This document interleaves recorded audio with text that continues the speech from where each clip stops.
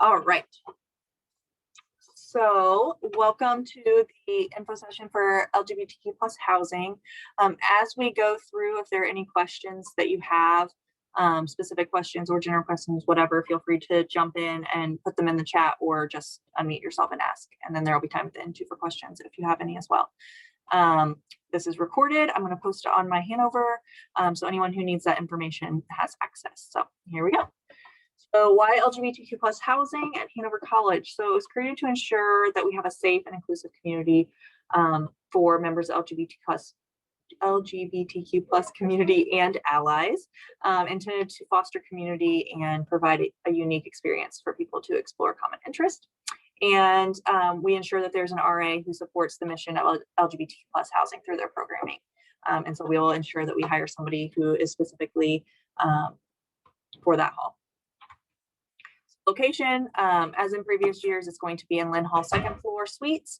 I've been getting lots of questions about what the options look like up there.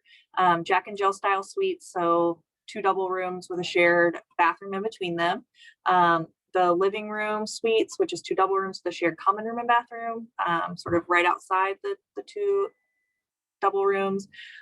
Medical singles will be available for those who submit their request via Accommodate and are approved by our Accessibility Services Committee. So medical singles are possible in the LGBTQ plus hall if they're approved.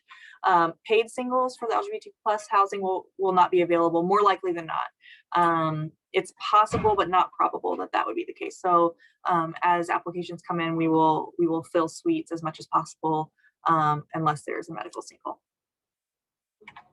The application process. This is the application site. It is also in the email that I sent to all of campus about interest-based housing. So if you can't find the email from me, you should be able to search my last name and then either put in LGBTQ housing, or you could put in interest-based housing, and you should be able to get the email that has all of the applications. It does require a brief essay, and that essay is what we use to make decisions about who is accepted and to live in the hall and who is not. The information is, we take all identifying information out of it, so it is just the essay without names that we make decisions on, and then once we decide whose applications are accepted, then we'll add names back in order to decide who lives with who. And it's really important, this is a question I've been getting a lot, is it's important to put any information that you want the committee to know whenever we're making the room assignments. Make sure that's on the application somewhere. So people you want to live with, people you want to live in the same suite with, people you cannot live with, the type of suite you would prefer. Make sure that's all on there somewhere. I don't really care where it is, but make sure that's in there because we'll make decisions. And once those decisions are made, it's a little more difficult to make adjustments. So one thing to note though is if, let's say I only want a Jack and Jill suite, or I only want this kind of suite, we can't guarantee you get the kind of suite you want, but we will do our best if at all possible to give people the types of suites they want. People have strong preferences one way or another with it, so we'll do our best.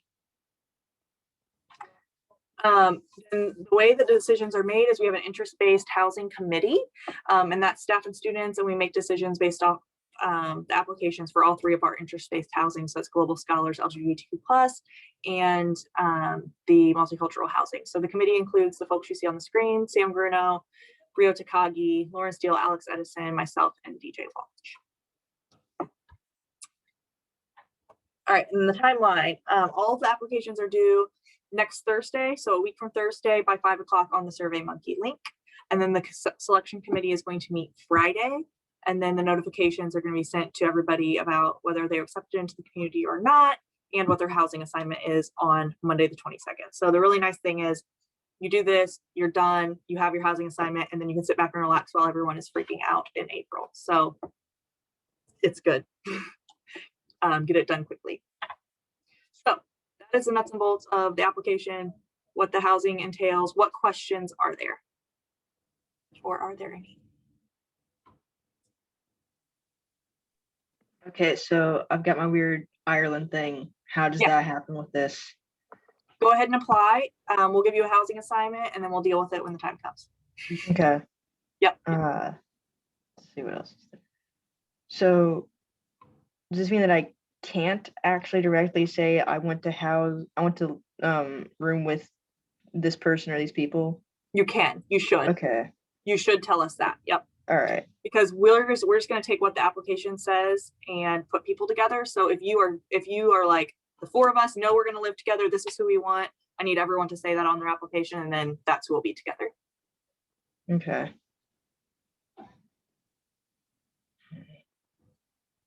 I guess that'd be the same with however right now.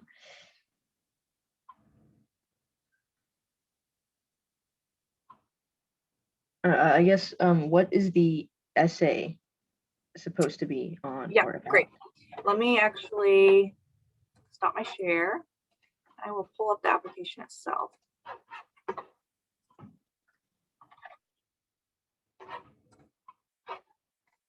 And we can just quickly run through what's in the application and why the questions are on there.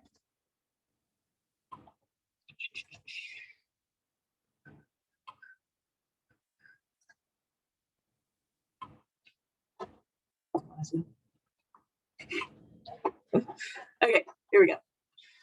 All right, so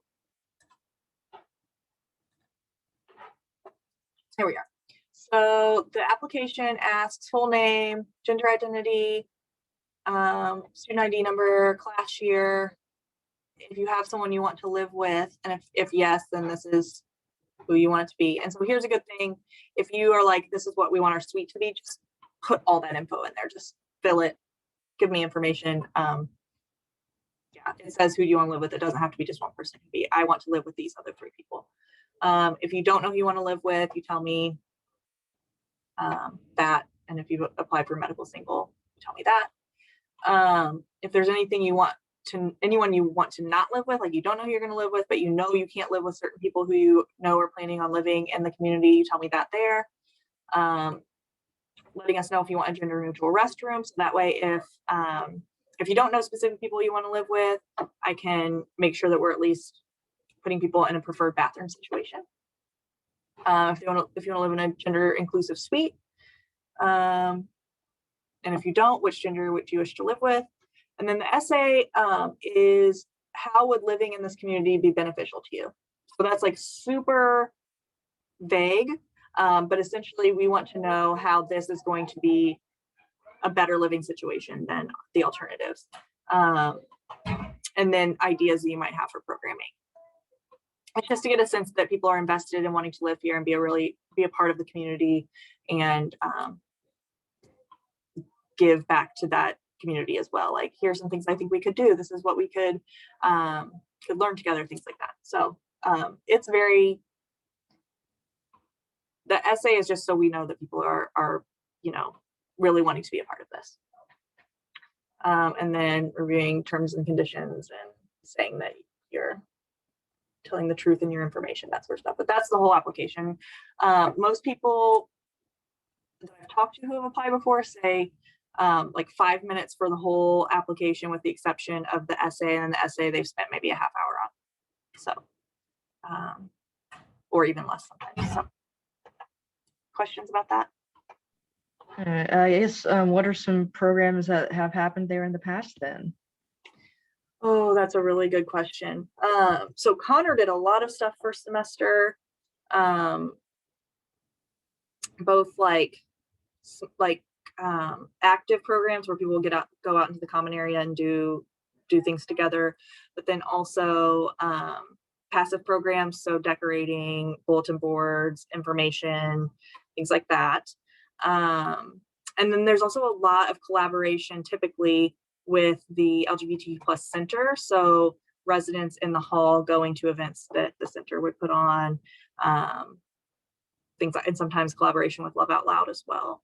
So it just kind of depends. I think that it can be specific to the LGBTQ plus community, some programming, or it could also be just very general, like we need to do some programming on wellness and want to do some of that too. So it just really, it can be general programming or specific to the community. But I think that there's always room for new ideas or things that would be beneficial to the hall. And so getting creative, thinking about things that RA might be interested in doing would be helpful. information that's on here we can share with the RA to say, hey, here's some ideas people had. So if you have things you want to see, then put them on there. The RA will get money to put on programs.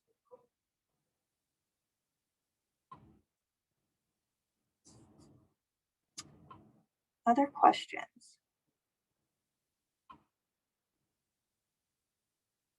All right, so I'm going to put this recording up for people who weren't able to make it. Again, applications are open until next Thursday, and it'll be a quick turnaround after that, and then be able to breathe a sigh of relief and not worry about finding housing for next year. So, if anyone who is not on this call, who is watching it, has any specific questions for me, feel free to stop by or email me, and we can talk about any questions you might have.